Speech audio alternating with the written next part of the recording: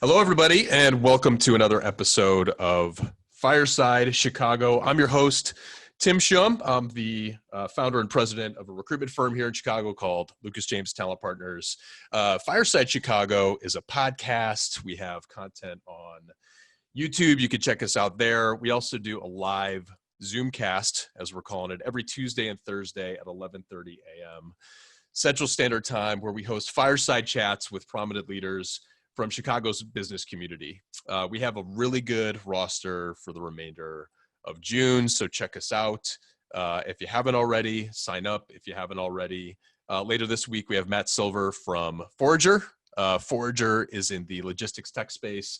They just raised a Series A, doing some great things with cross-border transportation. We're going to be talking to Matt. Next Tuesday, John and Seth, CEO and president, respectively, of IDX Technologies. IDX is the first FDA-approved AI diagnostic tool, basically a medical device tool run by a machine that you don't need a doctor to diagnose potentially pretty serious diseases. So it's the future of healthcare. If you're interested in the healthcare space at all, entrepreneurial journeys in general, definitely check out that one as well. We have a Head of People Jam session Thursday, June 25th. David, Randy, and Elle are going to be jumping on board. So if you're an HR rep, if you're in talent acquisition, talent management, people operations, definitely check out that one. Shout out to all of our HR people out there, by the way, fighting the good fight through this COVID-19 situation. And last but not least, we have Brent Sopel, former NHL professional, former Chicago Blackhawk, former Stanley Cup champion. Most importantly, right now, he's the founder and CEO of the Brent Sopel Foundation, which is tackling children with dyslexia, a cause that he personally has a lot of experience with. So we're looking forward to that conversation. I'm really looking forward to our chat today with Michael Krasman. Michael, if you don't know Michael, he's a Chicago-based serial entrepreneur. He's the current co-founder and CEO of UrbanBound, a company that provides relocation assistance software for leading organizations across the U.S. He also co-founded Hireology in 2010 with some partners, which is a well-known recruitment technology platform that has won several awards for being the fastest growing tech company, one of the fastest growing tech companies in Chicago over the years. Oh, and by the way, he launched and sold a real estate company. And by the way, he launched and sold a recruitment agency. And he had a startup during the dot-com era in San Francisco. I don't know about everybody else. I like to live by what's called the 33% rule, which states that you should be spending 33% of your time with your peers, at folks that are at the same either knowledge level that you are, experience level that you are, to just trade ideas, to get different perspectives on what you're doing.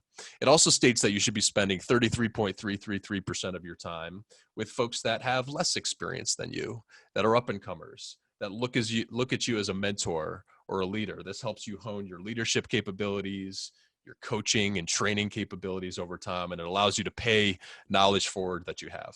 And for me personally today, the 33% rule also states that you should be spending 33% of your time with folks that have been there before, that have other experiences that you don't, experiences that you aspire to be. So for an entrepreneur like myself that started Lucas James just under 2 years ago, I've always wanted to be an entrepreneur. It's a scary, scary task. You need to know finance, you need to know fundraising, you need to know sales, you need to know marketing. There's a lot of things that can go wrong. There's statistics about the failure rate. And what I've learned over time is the more knowledge that you get, the more podcasts that you listen to, the more books that you read, the more time that you spend with folks or have chats like this, some of that is going to rub off on you, and it becomes less and less and less scary. So I'm looking forward to our conversation with Michael today. I've gotten to know Michael just over the last little bit here. I know his partner, Jeff Ellman, but ladies and gentlemen, we're going to get started. Michael, how are you doing today? Thank you so much for carving out the time. I'm doing great. Thanks for having me, Tim. I appreciate it. Absolutely. Absolutely. So if you look at your LinkedIn, we have University of Michigan grad, 99, go Wolverines. We have Versity for a couple of years. We have Humitol in the recruitment space. Mm-hmm. Versity was in the education tech space, I think. Home Scout, Realty, real estate company, then HR tech. So it kind of looks like, for a short period of there, it was like, I'm just going to go start 3 companies in a 6-year period in just different industries just to see if I can do it. But let's start from the beginning. Tell us a little bit about, yourself into your period at University of Michigan, and then let's start with Versity and we'll take it from there. Sure. Yeah, so putting on the, turning on the Wayback Machine here. I think from a very early age, I always had an inclination that I loved entrepreneurship, even going way back to my childhood days, middle school, high school, always interested in starting little businesses, everything from, selling candy on the school bus to, frankly, a business my dad was not too happy I was in, which was selling fireworks for the 4th of July to people in the neighborhood. Great idea. But yeah, there was a time when certain types of fireworks were not legal in Michigan. They are now. But in any case, I just always was interested in business, even if I didn't fully understand, the greater context of what it meant to be an entrepreneur at that time. But when I got to Michigan and started as a freshman, it was 1995. The university had just wired up all the dorms with high-speed internet, and I was coming from the world of AOL and Prodigy internet, if you can remember those days where you had to dial up to get connected. And even then, the internet wasn't really what it is today. It was a very curated experience that you kind of went through one of those portals to get to content and, other services. When I got to the university, I remember installing Netscape 1.0 and visiting websites like Yahoo, which were brand spanking new also within maybe 12 months of me getting there. So I was immediately just like infatuated with what the internet was and what it was likely going to do in the future. I didn't know what, and certainly couldn't have completely understood what it was going to look like, 20 plus years later. But at that time, I remember right away, I want to get involved in the internet. Started a web design company actually that is not on my LinkedIn profile. So we started going to professional service, companies, doctors, lawyers, et cetera, and just selling them websites saying, hey, no one's going to find you in the phone book anymore. You got to be online. And, it was a nice business to have. I got together with a couple of buddies of mine that had been, into computers and were computer science majors at the university. And we just started this web design company, which eventually turned into Versity, where we wanted to have our own website as opposed to just helping other people get online. And so we started Versity, which was basically an academic resource for college students. We had things like lecture notes, so if you maybe missed your Econ 101 class, you could go on Versity, and within 24 hours, one of our professional note takers would have already posted their notes for you, and it was subsidized through advertising. And we grew that company fairly quickly. We did raise some venture capital and moved out to San Francisco to go build that business. So I was kind of part of that first wave of businesses that were trying to figure out how the internet was going to kind of change the landscape for technology and for companies in general. So that was quite a long time ago. We did end up selling that business in mostly a stock deal in March of 2000 to a business that was based down in San Diego. So we had all the education stuff taking care of all the academic stuff, and they had what essentially was an AOL-like experience for college students. So together, we really were a complete resource for that 18 to kind of 25-year-old demographic. And with plans to go public, fortunately, if anyone remembers what happened in the very beginning, March, April, May of 2000, the ability to go public as a tech company sort of bottomed out, and we were one of the many .com casualties, unfortunately. So that was in a nutshell my first real experience with venture capital and starting a tech company. Let's pause here for a second. So, the past 9 years has been a bull market. Venture capital investment is going through the roof. There's a lot of applications for business owners. Like starting a business right now, I started mine 2 years ago. It's never been easier. So there's been a lot of folks, there's been a lot of draw to startup life and entrepreneurship. Take us back to the .com era. What was that like when the internet was rolling out? Folks that like had an idea, maybe they could code and program, understood what was happening, or maybe had peers or read articles that companies were having crazy valuations and making people rich and things like that. Take us back to that time as a young buck out of the University of Michigan. Yeah, I mean, at that time, I mean, the best analogy would to say it was kind of like the gold rush. It felt like that. It was this unknown thing. Nobody could completely quantify what the internet was going to do to commerce. And at that time, I believe there were less than 200 million people that had internet access. So it was a very small subset of the overall human population that was even available to, try to sell to or try to interact with through the internet. But there was definitely the sense that this was going to be very big and it was likely to disrupt nearly every business as we knew it. And so again, it wasn't so much that necessarily everybody had this clear vision of what was, what the internet was going to do to commerce 20 plus years later, but you could see that, something big was happening. And for us, we just wanted to just jump in and be a part of it. And at the beginning, it was just honing our skills on what does it, take to even make something presentable online. And then it became, how can we actually create a product and a service that people would actually want to come and register with our website? The biggest difference, I think, as I kind of take that entire era and compare it to today, at that time, the notion of how and when to appropriately monetize was sort of like up in the air. Mostly what venture capitalists cared about and really what drove a lot of these high valuations was just how many eyeballs you had, how many registered users were coming to your platform and were giving up their personal information in terms of name and email address and maybe some other demographics, even if you weren't directly charging them, because there was sort of this angst around at what point do you put a paywall up? At what point do you keep your product or service behind something where they have to actually part with dollars? And really the big model for most companies was driven through advertising. And so we sort of went down that path. And I remember an early on board meeting after we raised kind of our first real institutional capital, where we were discussing some new revenue opportunities that we created where we believed there could be premium offerings and we would charge, X amount of dollars per month, et cetera. And I remember one of our board members basically going, guys, put that on the back burner. Just worry about getting as many people to come to the platform and use the service as repeatedly as possible. Don't worry about getting the money. The money will come later.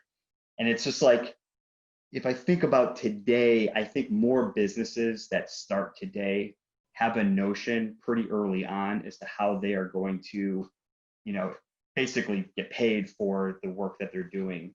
And I think back then it was still very new and not as crystal clear how you were going to be able to build a successful, or if you were going to be able to build a successful company. Yeah, that's interesting. The topic now is, most companies know how they're going to monetize, but at which point do you turn a profit? Is Right. kind of up in the air, right? And Yeah. I think that's the big topic for today. I'm looking at the landscape today. We're probably going to have a lot of listeners that are like, hey, I want to be an entrepreneur just like Michael. And what's my idea though? And then you look around, it's like there's a SaaS platform for every little nuance and nook and cranny of business to make things more convenient and efficient. Same thing for consumers. Before that, like when the applications, the apps came out, there was an app for this, there was an app for that. Did you get a sense that there was just, especially in hindsight, that there was just so much white space out there with the internet? Like you could kind of just put your flag up somewhere, Yeah. right? Just grab some real estate and get some eyeballs to it and call yourself a business, right? Absolutely. I think at that point in time, really almost, it's hard for me to even think about any product or service that wasn't going to somehow be impacted by the internet, whether it was just how you were going to go about buying it, to, frankly, just rethinking what it was entirely. So, when companies like Amazon came out, that was sort of reinventing just how you bought something from a retail experience. Now it's like, frankly, entire services are just completely being delivered differently. I mean, you were mentioning earlier about, on the healthcare side of things. I mean, the fact that, telemedicine even exists now was unfathomable in the 90s.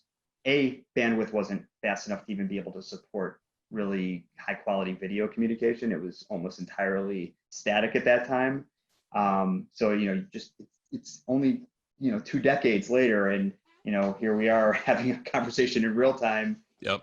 with no issue whatsoever. So yeah, I think back then it was sky was the limit. And I still think sky's the limit in many ways, because even as much as we feel like today things are saturated, the reality is there's going to be another revolution of, ideas and new ways to think about, how all these industries can be reinvented once again. We got to look for the next internet to come. You got to give me a heads up next time that comes around. I just need a heads up. Or let's get a time machine. You and I go back to 95. We'll grab Jeff Ellman. We'll crush. We'll just come up with so many business ideas. All right. So this thing called the flux capacitor. It's going to be awesome.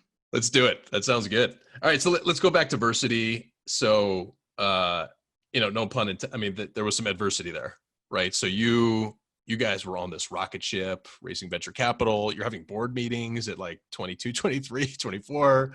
The bottom drops out. You mentioned this was a stock deal. What did that mean for you and your partners that started the business?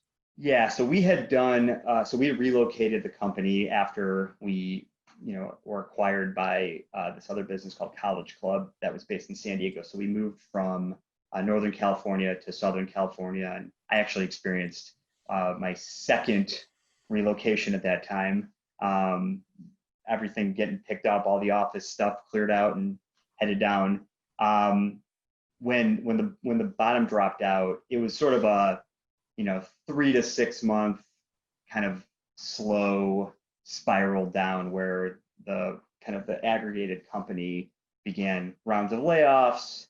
It was pretty clear that they weren't going to make it. They had raised a mezzanine round of financing right before we became a part of the same company, which was meant to tide us over until we filed to go public. They had already filed the S1. We had already lined up the bankers that were going to actually do the IPO. Unfortunately, once the markets turned, it was increasingly obvious that things were not going to be able to get out to the public market. So I began kind of shifting my own mindset to what was next.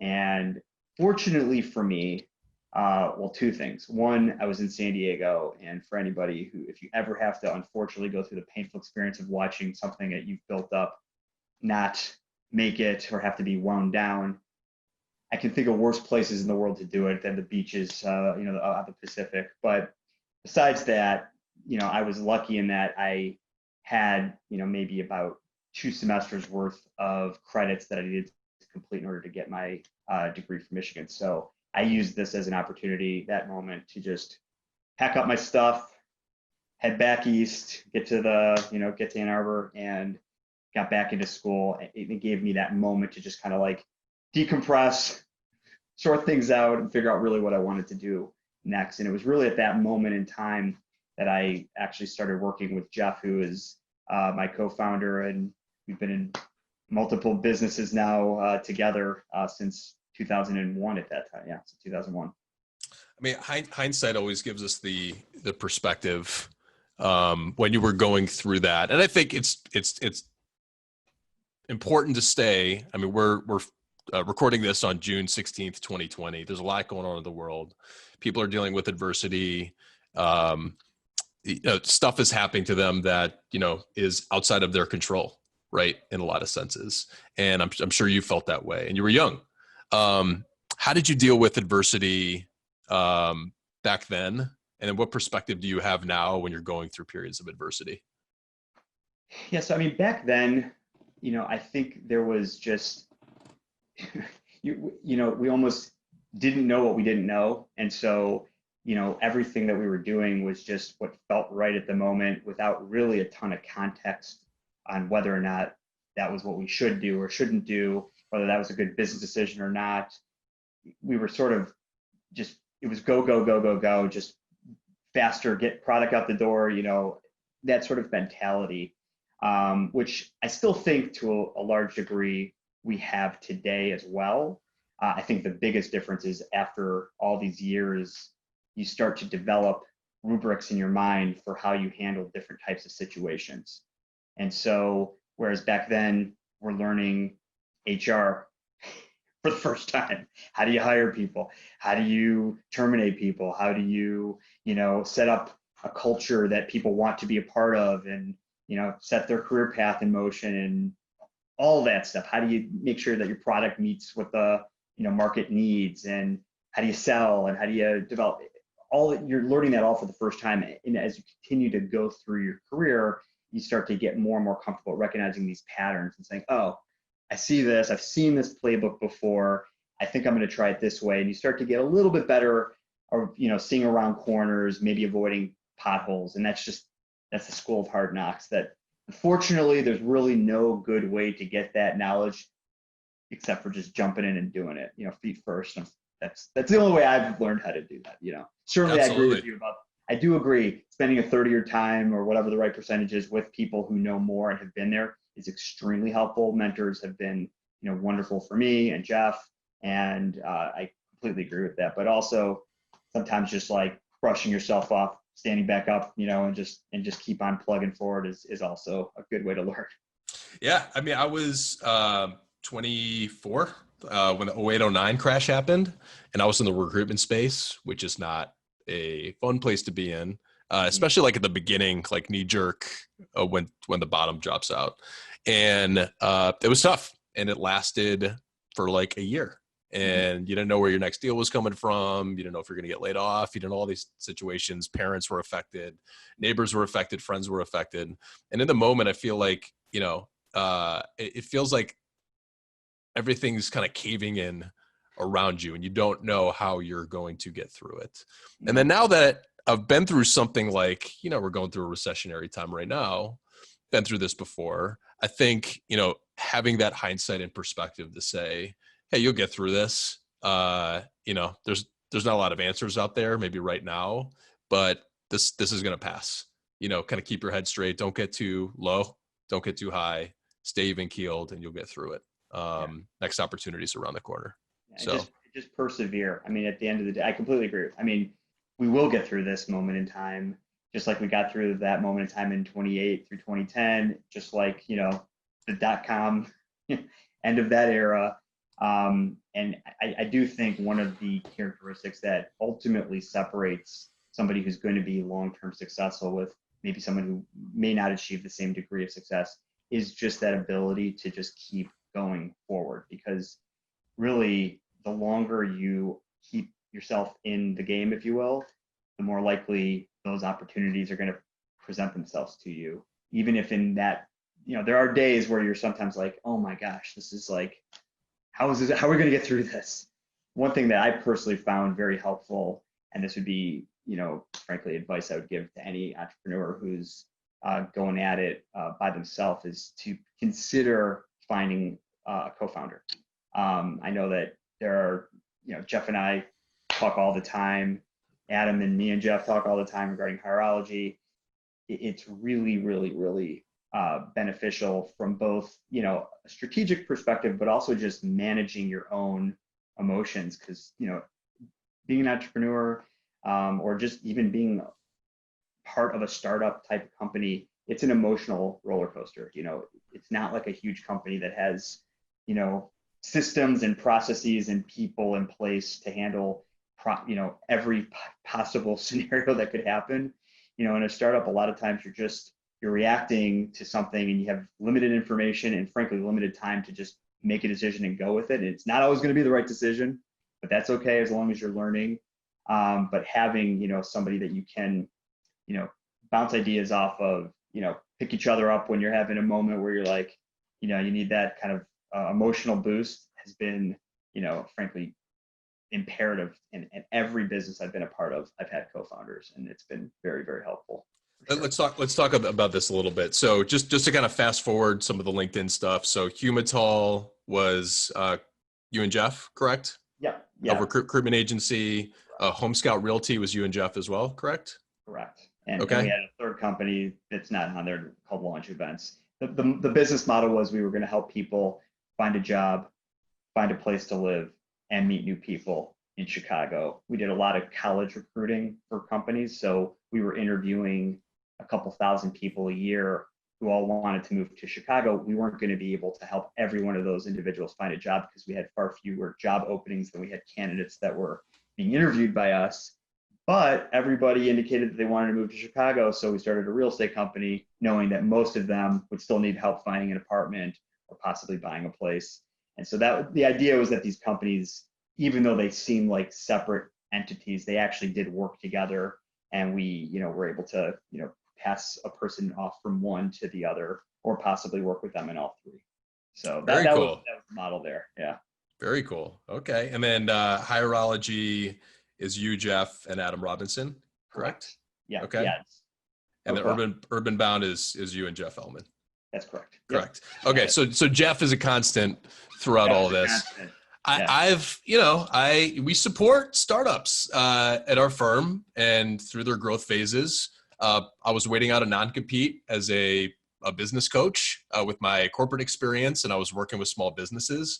I don't know what the statistics are for like marriages and divorces, but they got to be in line or worse than business partnerships. So let's talk. How did you meet Jeff? What's like the repertoire? What's the roles that you both play? Because you've seen a lot of success over the years, and sometimes these, just like any other relationships, they don't work out, or visions aren't aligned, or personalities don't mesh. Yeah. So Jeff and I, we met actually back when we were in college. And in those those businesses of Humitol and Home Scout and launch events, Jeff and I actually had another business partner who's a dear friend of mine from growing up. And Jeff and him were very close through college, and we're still very close friends to this day. And it was actually him, his name's Michael also, to be extra confusing here. It actually introduced Jeff and I. And when I had finished up with my first company, Versity, and went back to Ann Arbor, Jeff and Michael had started a company at Michigan State University, which was helping Michigan State students find summer internships. So it was called Internship USA at that time. And there was a desire to make it a bigger company that handled more full service contingency recruiting, et cetera. And so we started working together. Initially, I actually was hired on as a consultant to help them evaluate maybe a growth strategy, develop a business plan, et cetera. And it was actually through that whole experience while I was finishing up my degree and simultaneously consulting with Jeff and Michael that we came to the decision to join forces and actually start another company that would sort of absorb what Internship USA was doing, but really focus on full-time individuals that were going to be graduating from primarily Big Ten schools. And we also made the decision that Chicago would be a better market than where we were, which was Ann Arbor and East Lansing at that time. So I spearheaded the move to Chicago, and then Michael and Jeff joined me shortly thereafter. And that's sort of how, the rest is history, if you will. Very cool. So just working with, co-founders now is one the sales and marketing person, one's the ops person, one's the, visionary, one's the operator, the manager. How do you guys kind of divide and conquer responsibilities? Yeah, so Jeff and I have always, had very complementary skills. I think, between the two of us, I've always been a little bit more on the kind of the product / finance side of things. I went to business school and, did spend a little bit of time very briefly doing investment banking. So got very proficient at using Excel to build models, et cetera. And Jeff is just lives in the world of customer development, sales, marketing, et cetera. So between the two of us, we were, we had at least a couple of the areas covered that we needed to be in the businesses that we were in. Ultimately, what's made these companies very successful is partnering with exceptional technologists who can help us develop, what we want the product to be, and then, ultimately take it and run with it. As the entrepreneur, your job is really to develop that notion of an idea of what you think the world needs, and hopefully develop a good way to explain it and articulate it to others to get other individuals that can help you contribute to making that a reality join up with you. But then it's really empowering your team and letting them take it to the next level, because any one person is never going to be able to take your, I shouldn't say never, but it's very, very difficult as a individual to just go from start to finish completely on your own. I think you need people around you to really make that a reality. Having a co-founder helps from a lot of, as an individual entrepreneur helps you out, but ultimately you need to develop a team that's going to take the idea and run with it. And the idea changes so much from start to finish that it's like you look back and you go, wow, what we really thought we were originally going to do and what we're doing today, totally different. So just knowing that change is a constant with any business.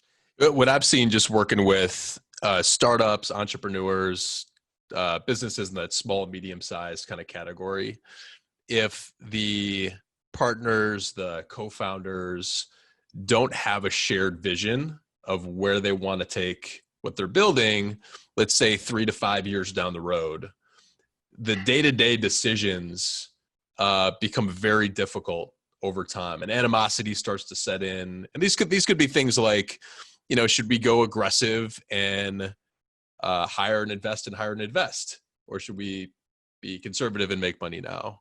Is this should we take venture capital or should we not? There's a pivot. If there's so many decisions that you make as an entrepreneur, if you're not on the same page really from the get-go before you even kind of like lock arms with that individual, it's going to be a rockier road from what I've seen. What advice would you give a team, a co-founding group, or an entrepreneur looking for a co-founder before they even jump into this journey? Yeah, I think that's a really, really good question. So I think it starts with your core values and making sure that you understand what you firmly believe in and what you don't believe in. Because if you can't articulate that clearly, it's going to be very hard, not just to find a potential co-founder, but really to even make solid hiring decisions. We live and die by our core values at UrbanBound and at Hireology. And it's something that Jeff and I were very aligned with out of the gate, something that me, Jeff, and Adam were very aligned with out of the gate. And I think it's actually imperative. If you can't articulate what those are, you're going to really struggle. And frankly, to your point, you're probably opening yourself up to a lot more risk that partnership isn't going to be fruitful. So we've always used a system that sort of helps you articulate what you're trying to build right out of the gate. Even before we had a product, even before we had a customer, we were already working within the system. So the system we've been using it's called EOS, Entrepreneur's Operating System. There's a really great book written by Gino Wickman called Traction, which gives you a good lay of the land. And it's a very approachable, there's so many different types of business books out there, some that are very academic and you totally agree with what it's saying, but there's not a lot of, meat behind it as far as like how to implement.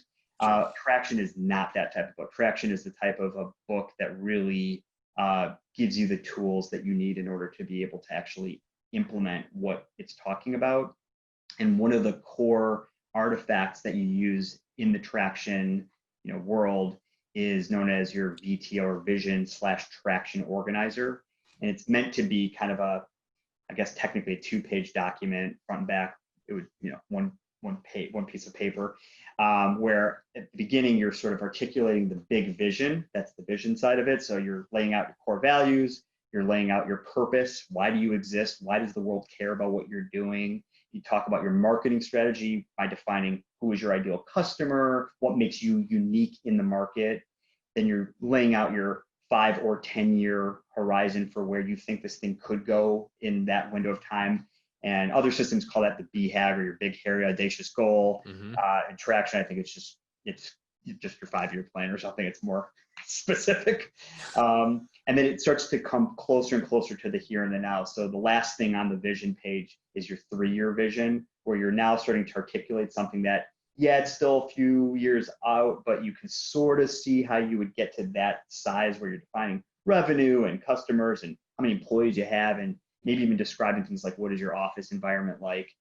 And then on the Traction side is where you really start to set, what nearly all businesses do, which is what is your 1-year plan, what's your Q1 or whatever quarter you're in plan, and then you identify issues that you need. So using that kind of structure, we started both Hierology and UrbanBound with that already completed. And it's an organic document. It's not like it's something that stays in time and you're just like, oh no, we got to go back to the vision from 7, 8 years ago. You're always changing it. And over time, your leadership team and your whole company is helping to contribute to what is actually on that document. So your business continues to evolve. But I think that's getting that down and on paper early on in this process has been, for, in my opinion, one of the game-changing ways that we've been able to kind of set ourselves up to have a higher probability of success, before we even raised our first dollar.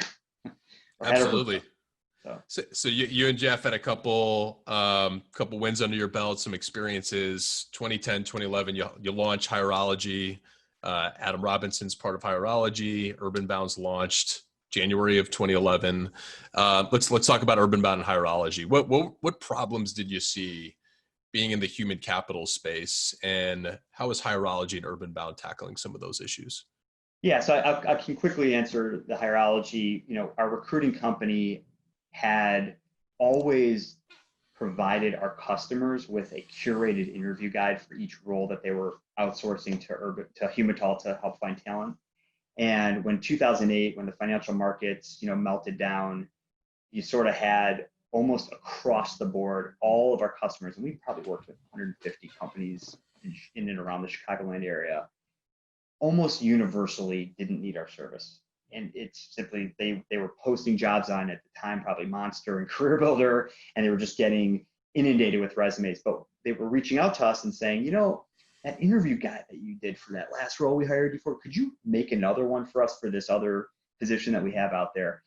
And so initially we started charging our customers to do those, whereas previously we did them for free because it helped us, get a higher placement rate.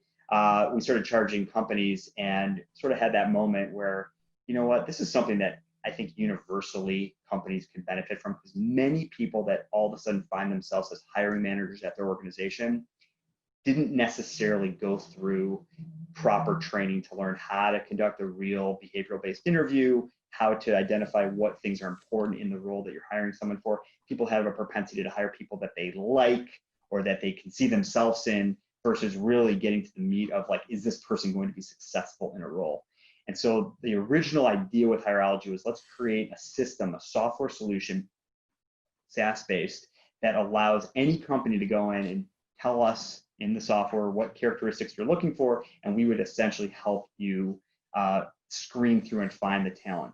Since that time, as I mentioned earlier, Hierology has evolved to be such a robust platform. We help with applicant tracking, we help with the selection side, but we also help with the onboarding, including an integration with a payroll solution right in our software. So the idea is that Hierology is there to help companies build the best possible teams by leveraging software and science to help make better decisions and maybe remove some of those human biases that can get in the way sometimes of the right hire. That's Hierology. With UrbanBound, we saw a very different problem. So many of our clients from the recruiting days were hiring people that were relocating for a job, and they were doing almost nothing to support them in this really stressful moment in time. And from both our recruiting business, but also from our real estate company, we were seeing all these new transplants to Chicago and seeing all the types of questions they had. What are the differences between the different neighborhoods? Where should I live if I have to work in this location? What's the commute going to be like? And our real estate agents were doing a lot of that, explaining. And so when Jeff and I did the research to learn about how companies typically would help individuals, we discovered this whole world of relocation management companies that for 50, 60, 70 years have been helping corporations with their employee mobility or their employee relocations. But really, the cost structure and the way that they're set up with this kind of offline professional services approach, which drives it to be a more expensive offering, meant a lot of people weren't given access to a traditional relocation solution. And so our initial idea was, how can we make relocation more accessible to everybody? So whether you're a summer intern or a recent college graduate, all the way up to the C-suite, there's a universal experience that can be provided to you in a streamlined, contemporary way. That's the idea with UrbanBound. My understanding of UrbanBound, the beauty of it is because it was so inefficient, or because it is so inefficient to procure these services to move myself from Chicago to San Francisco, um, becomes a very burdensome cost to the company, right? So I thought, the genius thing of it is, your sales process, you're offering this streamlined solution, this experience, but there's a cost-effective element there, to my understanding, as well, correct? That's correct. Yeah, we focus on three critical components when we think about new solutions, new features, new everything. It's offering choice and flexibility to the employee so they can essentially take advantage of the specific services that are right for their situation. You could have two people hired at the same role at the company. One maybe has a family in tow, one has a 3-car collection that they need to ship, and they're the same role. And in the traditional model, you're granting people access to a specific policy that is very rigid, and it has to be rigid because you're leveraging people at a professional services company to administer these policies. But with software, you can make it so that the software can sort of in real time adjust the benefit to what is appropriate for you. So that choice and flexibility really matches the ability that the companies, our clients, have to offer a tailored relocation experience to each person, because they really want that candidate or new employee experience to be world class. And that's something that UrbanBound helps deliver. And to your point, because we're using software as the main engine for how we're administering these benefits, we're able to drive the cost down precipitously compared to the traditional offline model. So it's sort of a win-win for everybody. The employee gets a very contemporary experience that's catered to their timeline, their schedule. It's available 24 hours a day, 7 days a week. If you want to coordinate your relocation at 2 a.m, have at it. The traditional model doesn't cater to that type of flexibility. And then the employer, of course, being able to save money is always a desire for any company. So yeah, any aspiring entrepreneur, if you can identify, come up with, mimic a product or service that it's almost a dumb not to proposition for the right buyer at the right time in the right situation, then it's just a matter of getting the word out to those prospects, and then success is going to lead for sure. Great idea. I mean, you and Jeff are on your way with UrbanBound. You, Jeff, and Adam are on your way with Hirology. Do you have a couple minutes for us to answer some questions from the crew? Yeah, absolutely, of course. Perfect. We got two here. Aaron Flores asks, did you have a mentor at the time or any other time? You mentioned you had some mentors along the way. Can you maybe speak to some of the mentors you have and maybe some of the information or nuggets that you've applied to some of the businesses that you've grown? Yeah, so at each stage of my entrepreneurial journey, I've reached out and built a relationship with individuals that I wanted to learn from. So I can remember, for example, at our very first company, Diversity, one of our first, actually not one of, basically our first investor was a gentleman. His name's Kevin O'Connor, and he was the CEO and founder of DoubleClick, which many years ago was acquired by Google and is still, I think, powering a lot of their ad delivery system. And he heard about what we were doing. He was a former, he's also a Michigan alum, and he kind of heard about what myself and my co-founders were doing, and he brought us into his office in Manhattan, had a brainstorming whiteboarding session to help us sort out like how we could actually turn this into a much bigger company and how to raise venture capital. And we leveraged him a lot. And that's just one example of someone who had been there, done that multiple times successfully, and kind of shared his knowledge, shared his wisdom, made introductions to some of the venture capitals that he was in touch with that had successfully invested in his companies. And in fact, a couple of those were the ones that ended up investing in our company. So that was a hugely beneficial relationship. As I think about over time, when we were starting UrbanBound, when we were starting Hirology, we reached out to others that we felt could impart knowledge that would help us develop the right solution as fast as possible. So Jeff and I brought in advisors. We made them advisors of our company. in areas like product development, sales, real estate, which is a big piece of the UrbanBound model, is make sure people find housing, because that's something that almost universally people need when they relocate. And so, yeah, it's something that we've been opportunistic about, but also, as the right individual, kind of the universe presents somebody to you, being forthcoming and just saying, hey, listen, would you be interested in, chatting on a semi-regular basis? And some people are okay with, something more formal. Sometimes it's more of an informal, relationship. But yes, mentors have been a huge part of how I've, operated over the last 25 years or so. Very cool. Thanks for the question, Aaron. Last question, anonymous attendee. What are some of the best books that you recommend for entrepreneurs? Yeah. Put you on the spot. Yeah. Wow. I love to read. So I highly encourage individuals to develop that habit if they don't already enjoy reading. A couple go-tos that I would probably universally recommend. I'll give you 3.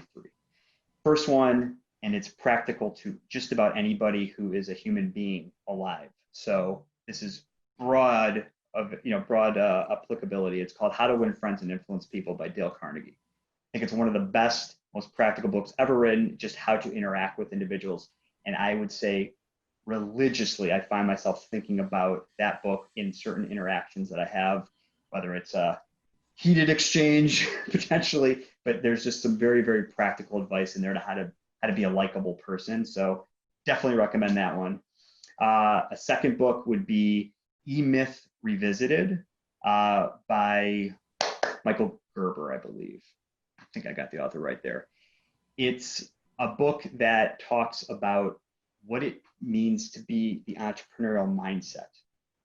It's written as a kind of a story that is very easy to read. It's one of those books you can read probably within, a couple of days once you get into it. But if you're thinking about what you should be thinking about if you're an entrepreneur at different stages of your entrepreneurial journey, I think it's a fantastic book just to kind of help you kind of get into that right headspace.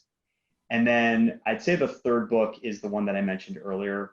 I have just found so much success using Traction and the entrepreneurial operating system that it talks about, that I really, really believe that having a strong system for how you're going to organize your business and create that rhythm of meetings and how to identify problems so that you can quickly solve them is very, very, very valuable, especially early on when there's just so many things that you could be doing.